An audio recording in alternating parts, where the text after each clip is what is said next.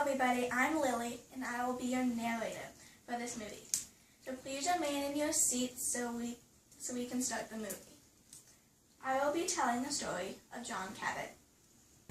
Around 1450 in Italy, John Cabot was born.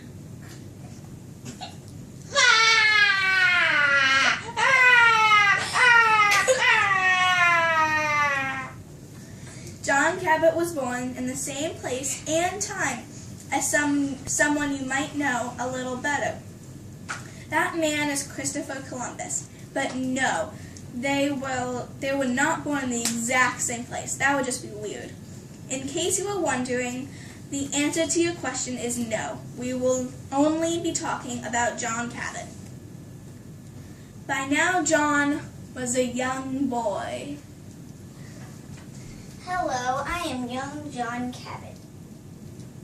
John was like all the other boys. He had big dreams ahead of him.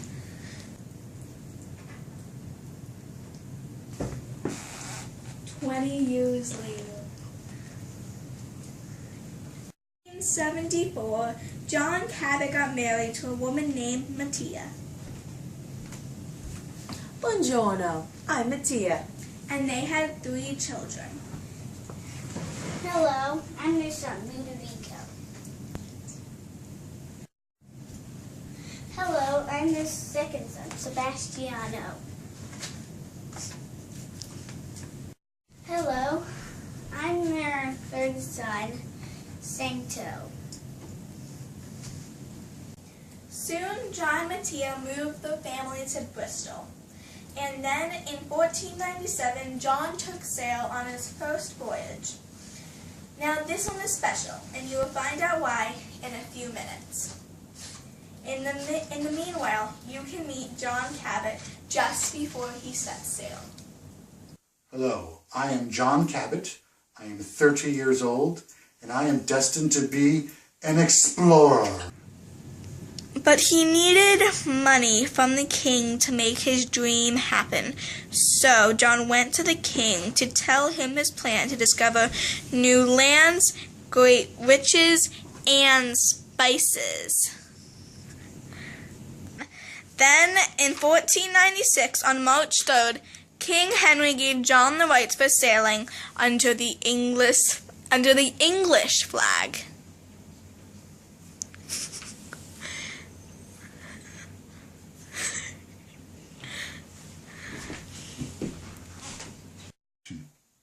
So as he did, he got on a ship with a crew. But then John Cabot was not prepared at all. After a while, he did not have enough food, and he got into major fights with the crew.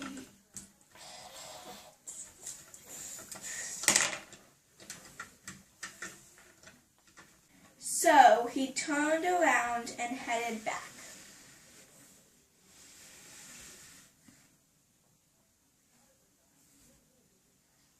On May 2nd, 1498, John set sail again with his son, Sebastiano. They boarded his ship, the Matthew, and hoped to find a shorter route to Asia. John was not successful with that, but he did find new land, and for that, from the king, he got a lot of money.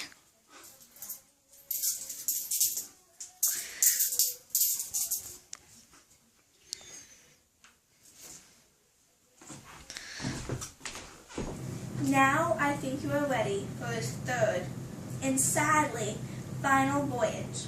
On February 3rd, 1498, John set out on his third and final voyage. When John Cabot sets out, one of his 5 ships returned, and John Cabot was not on that ship, and he was never heard from again.